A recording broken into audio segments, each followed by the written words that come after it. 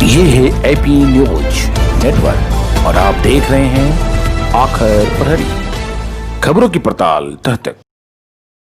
Corona महामारी से जहां पूरा देश त्रस्त है, वहीं देश में लोग आर्थिक मंदी के दौर से गुजर रहे हैं। इस बीच कई सामाजिक संगठन लोगों की मदद के लिए आगे आए और इन सब के बीच गुंज इंटरनेशनल भी आगे आया और लोगों की काफ़ी मदद भी की।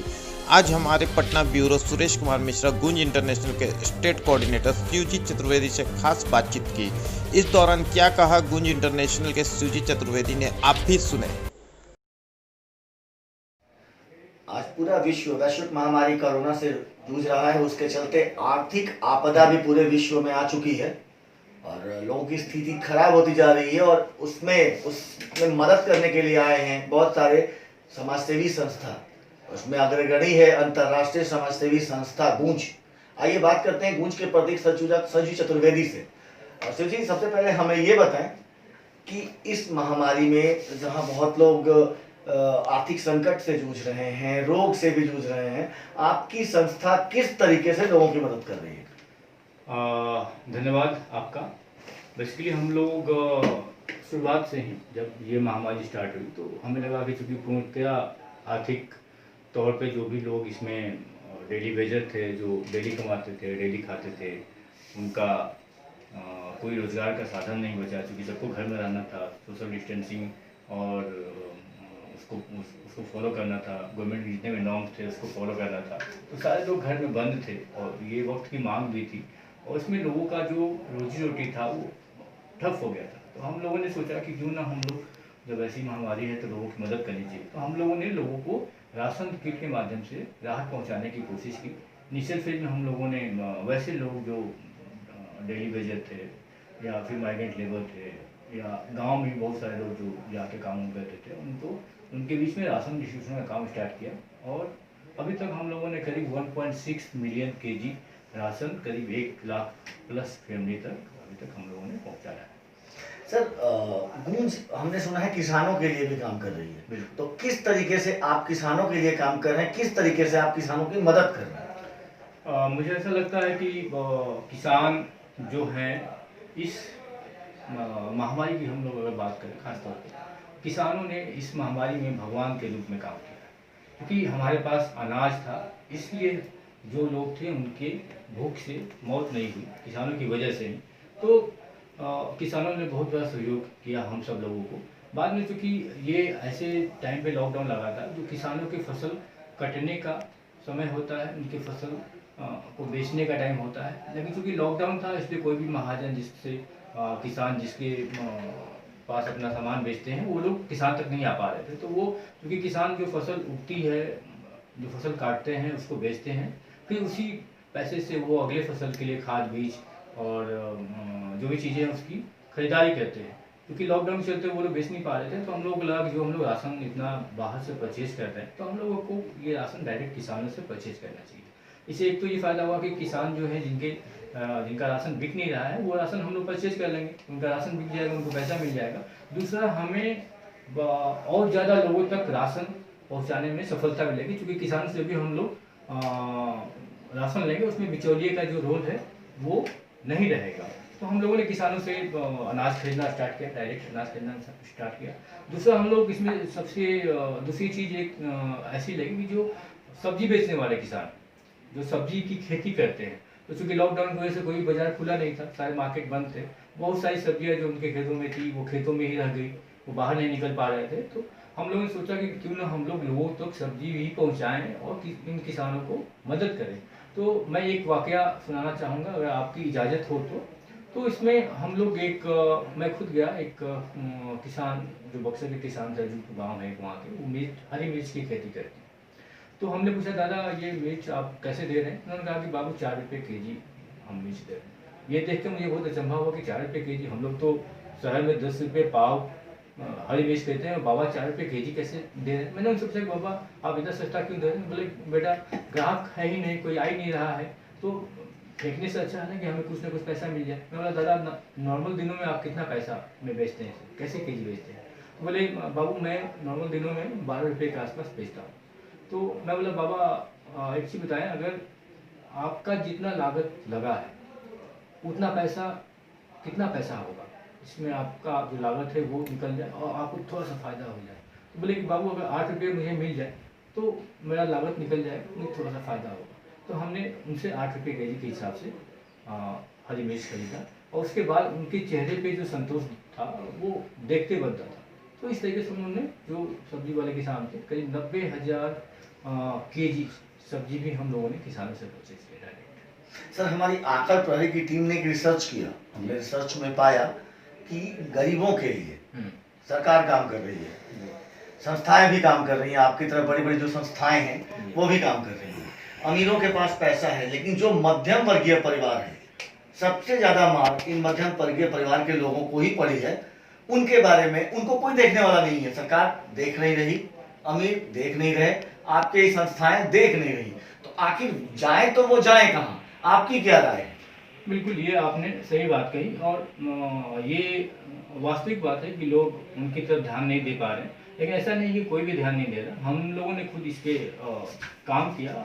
जहाँ पे हमारी टीम थी उन लोगों से कहा कि जो भी मध्यम वर्ग के चूँकि मध्यम वर्ग के जो लोग हैं उनके साथ समस्या ये है कि वो न किसी के सामने हाथ फैला सकते हैं, न वो कहीं मांग सकते हैं, न लाइन में लग सकते हैं। तो हम लोग जहाँ भी काम कर रहे हैं, जो हमारी पैट है, हम लोगों से कहा, अपनी टीम से कहा, अपने वॉलंटियर से कहा कि आप वैसे लोगों का पता करिए जिनके पास समस्या है, राशन नहीं है, और उनको आप चुपके से ले जाके रात में ले जाके उनको आप जो भी हमारा जो राशन का किट है वो राशन का किट दीजिए। तो इस तरीके से हम लोगों ने उनकी मदद करने की थोड़ी सी कोशिश की है। हालांकि ये मदद बहुत बड़े पैमाने पर करने की आवश्यकता है। सर, अब बात करते हैं, एक सोशल मीडिया पे आप लगातार देखते होंगे गरीबी का मजाक उड़ाना।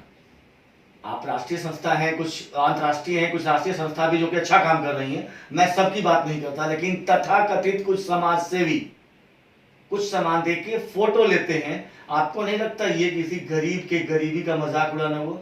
सर, ये बिल्कुल यथार्थ बात आपने कही है और बहुत कम पत्रकार हैं जो ऐसी बातें पूछते हैं। मुझे ऐसा लगता है कि आपकी बात बिल्कुल सही है। जहाँ तक गूंज की बात है, आपने देखा होगा कि हम लोग कहीं भी बैनर नहीं लगाते, कहीं भी बैनर नहीं लगाते और फोटो किसी को हाथ में सामान देते हुए फोटो नहीं लेते। ये गूंज का बहुत पहले से नियम है। हाँ, रिकॉर्ड के लिए कुछ फोटो की आवश्यकता होती है। तो जैसे लोग, हमने सामान किसी को दिया, लोग लेके जा रहे हैं, पीछे से हमने एक सांकेतिक फोटो उनका लिया। ये सही बात है कि हमें जो भी लोग जिनको हम सामान दे रहे हैं उनकी डिग्निटी का ख्याल रखना चाहिए और ऐसा नहीं कि हम सिर्फ फोटो खिंचाने के लिए ही काम कर रहे हैं, ये भावना नहीं होनी चाहिए। और सर, सामान्य लोगों के लिए आप किस प्रकार से, किस तरीके से मदद कर रहे हैं और भारत के किन प्रदेशों में, कितने प्रदेशों में, किन बोलना तो बहुत ज्यादा होगा, कितने प्रदेशों में आप काम कर रहे हैं? जी, अभी तक हम लोग 23 राज्यों में इस कोविड में काम कर रहे हैं और करीब 300 संस्थाएं हैं जिनके साथ हमारा काम चल रहा है, जो जगह जगह पे काम कर रही हैं। इसके अलावा हम लोग कुछ अलग अलग समुदाय के साथ काम कर रहे हैं, जहाँ पे अगर हम ट्रांसजेंडर समुदाय की बात करें, हम सेक्स वर्कर की बात करें, हम लेप्रोसी पेशेंट जो हैं उनकी बात करें, तो ऐसे लोगों तक राशन नहीं पहुंच पा रहा है। तो हमने ऐसे लोगों को फोकस किया है। पूरे बिहार में करीब 4200 ट्रांसजेंडर और 1200 सेक्स वर्कर के साथ हम लोग काम कर रहे हैं, उनको राहत का किट पहुंचा रहे हैं। तो हमारा यही मकसद हम लोग का ये रहता है कि ऐसे लोग जहाँ तक कोई नहीं पहुँच पाया है और हमें जानकारी मिल रही है कि ऐसे लोग हैं, तो हम वहाँ तक पहुँचने की कोशिश करते हैं। सर, ये जो महामारी है कोरोना, ये लंबे समय तक साथ चलेगा, जैसा कि हम सबको अंदाजा है, क्योंकि इसकी अभी तक कोई औषधि नहीं आई है। औषधि के रूप में अभी हम अपना रहे हैं, सरकार द्वारा दिया गया दिशा निर्देश, डिस्टेंसिंग का पालन करें, मास्क लगाएं। तो आपकी भविष्य की क्या योजनाएं होंगी इस महामारी को लेकर, क्योंकि ये महामारी तो बहुत दिन तक चलने वाली है? जी बिल्कुल, दो चीज़ें हैं। एक तो ये है कि ये सही बात हमने कहा कि इसकी कोई दवा बनी नहीं है। मुझे लगता है कि इसके साथ ही हमें जीना पड़ेगा, कोरोना के साथ ही हमें जीना भी पड़ेगा, अपना काम भी करना पड़ेगा। तो मुझे ऐसा लगता है कि जैसे जो नॉर्म्स है गवर्नमेंट के, सोशल डिस्टेंसिंग का है, मास्क का इस्तेमाल करना है और जो भी प्रिकॉशंस है उसको लेना है, उसका पालन पूर्णतः करना चाहिए। दूसरा एक स्टेप हम लोगों ने अभी फर्दर वो किया है कि हम लोग राशन किट के साथ साथ हम लोग लाइवलीहुड पे फोकस कर रहे हैं। ऐसे बहुत सारे लोग जो माइग्रेंट हैं, जो बाहर से लौट के वापस आए हैं, या ऐसे लोग जिनका रोजगार चौपट हो गया, उनके लिए हम लोग, हमारा एक कार्यक्रम है लाइवलीहुड का जो वापसी कार्यक्रम के तहत है, उसमें हम लोग उनको उनका किट देने का काम। तो वैसे लोगों को हम लोग हमारा एक वापसी का कार्यक्रम है, जो वापसी means bring back to livelihood, मतलब उनको लाइवलीहुड की तरफ से फिर से प्रेरित किया। तो जैसे हमारा चाय की दुकान किसी की पहले से थी, अंडे की दुकान थी, वो बंद हो गई, उसके पास कोई पूंजी नहीं, तो हम वैसे लोगों को चिन्हित करके उनको उनकी दुकान का सामान दे रहे हैं, दुकान खुलवा रहे हैं, या जैसे हमारा कोबलर है, वाशरमैन है, कारपेंटर है, राजमिस्त्री है, उनको हम लोग उनका किट भी देने का कोशिश कर रहे हैं। और सर जैसे कि बात करें ये महामारी, तो और भी होने की संभावना है, क्योंकि पहली बार ऐसा कुछ देखने को मिला है, वैश्विक स्तर पे इतनी बड़ी महामारी फैली है। तो आपको नहीं लगता कि इस महामारी के फैलने में कहीं ना कहीं हम मानव भी दोषी हैं? बिल्कुल, देखिए प्रत्येक चीज़ जो है उसको हमें सरकार पे थोपना मतलब लोगों के लिए आसान बात है कि सरकार ऐसा नहीं करी, सरकार वैसा नहीं करी। ये सरकार आपके पास हमेशा तो नहीं रह सकती, हमारे भी बहुत सारे कर्तव्य हैं, हमारा अधिकार तो ही है, अधिकार के साथ साथ बहुत सारे कर्तव्य हमारे साथ जुड़े हुए हैं। सरकार आपको कहाँ तक सोशल डिस्टेंसिंग का पालन करवाएगी, कब तक आपको टोकेगी कि आप मास्क पहनिए? ये तो हमारे अंदर खुद इतना अवेयरनेस होना चाहिए कि हम जब भी बाहर निकले मास्क का इस्तेमाल करें, सोशल डिस्टेंसिंग का पालन करें, बहुत आवश्यक हो, अति आवश्यक हो तभी हम कहीं यात्रा करें। अभी तो हम लोग, अभी मैं पटना की सड़कों पे आज गया था, कुछ काम था, लग ही नहीं रहा था कि कहीं सोशल डिस्टेंसिंग है, बहुत सारे लोग बिना मास्क के घूम रहे हैं। तो सरकार हर जगह आपको रोक टोक के आपको मास्क तो पहनाती नहीं चलेगी। आपको खुद से अवेयर होना है, और न सिर्फ खुद अवेयर होना है बल्कि जो भी दूसरे लोग हैं उनको भी आपको अवेयर करना है कि भाई ऐसा करो, अपने लिए करो, अपने फैमिली के लिए करो, अपने देश के लिए करो, लेकिन आप मास्क पहनो, आप सोशल डिस्टेंसिंग का पालन करो। और सर आपको नहीं लगता कि ये एक प्राकृतिक आपदा भी से कह सकते हैं हम, जिस तरीके से हम मानव प्रकृति का नुकसान करते जा रहे हैं? आपको नहीं लगता कि प्रकृति ने भी एक सख्त कदम उठाया? क्योंकि इतिहास गवाह है, जब जब प्रकृति ने संतुलन बनाने की कोशिश की है हमेशा कोई ना कोई नुकसान ही हुआ है। तो और दूसरी चीज है कि लोग कोरोना माई बोलकर पूजा कर रहे हैं। इन दो सवालों के विषय में आपकी क्या राय है? ये तो काफ़ी टफ सवाल पूछ लिया आपने। देखिए, कोरोना माई तो नहीं है, ये तो एक वायरस है, आपको भी पता है, सबको पता है। कोरोना माई जैसी कोई चीज़ नहीं है। बहुत सारे लोग हैं जो अवेयर नहीं है इस चीज़ के प्रति, उनको लगता है कि कोरोना को माई की तरह पूजने से कोरोना भाग जाएगा। तो ऐसी कोई बात नहीं है, ये लोगों का भ्रम है, और मुझे लगता है कि इससे बचना चाहिए, और इसकी बजाय आप इसके प्रति अवेयर हों और जो भी नॉर्म्स है गवर्नमेंट का उसका फॉलो करें, तभी कोरोना यहाँ से जा सकता है। और सर एक और सवाल था कि पर्यावरण कहीं खुद से संतुलन तो नहीं बिठा रही, प्रकृति खुद से संतुलन तो नहीं बैठा रही? देखिए, प्रकृति ऐसी चीज़ है कि इसके सामने सारी चीज़ें फेल हैं, और ये सही बात है कि हम लोगों ने, हम मानव जाति ने बहुत सारा नुकसान पहुँचाया है प्रकृति को, बहुत सारे छेड़छाड़ किए हैं, लगातार वन कट रहे हैं। आप देखते हैं कि जो ऋतुएं होती हैं उनका जो समय होता है वो लगातार चेंज हो रहा है, कभी पता नहीं कब बारिश हो जाए, कब क्या हो जाए, भूकंप की घटनाएं, बहुत सारी घटनाएं ऐसी हो रही हैं। तो मुझे लगता है कि ये सही है आपका कहना कि प्रकृति हमेशा बैलेंस बनाने की कोशिश करती है, हो सकता है ये भी उसका एक पार्ट हो। तो सर आप क्या संदेश देना चाहेंगे अपने देशवासियों को, अपने प्रदेशवासियों को? बिल्कुल, मैं ये कहना चाहूँगा कि जो भी सरकार के नियम, जो भी सरकार के नॉर्म्स है उसका आप पूरी तरह पालन करिए, मास्क खुद पहनिए, दूसरों को भी टोकिए, दूसरों को भी पहनाइए, सोशल डिस्टेंसिंग का पालन करिए, अत्यावश्यक यात्राएं ही करिए जो बहुत आवश्यक है, फिजूल की यात्राएं मत करिए, फिजूल लोग अपने दोस्त की गले में बाँह डाल के मत घूमिए, वो सब चीज़ें अब पूरी तरह चेंज हो चुकी हैं। अब जो संसार है वो पहले से पूरी तरह से बदला हुआ नज़र आ रहा है, और नज़र आना चाहिए, यही इसका एकमात्र उपाय है तब तक, और इसके अलावा कोई उपाय नहीं है। धन्यवाद शिव जी। ये थे गुण से शिव जी चतुर्वेदी, आखिर पेड़ से सुरेश कुमार मिश्रा। Thank you.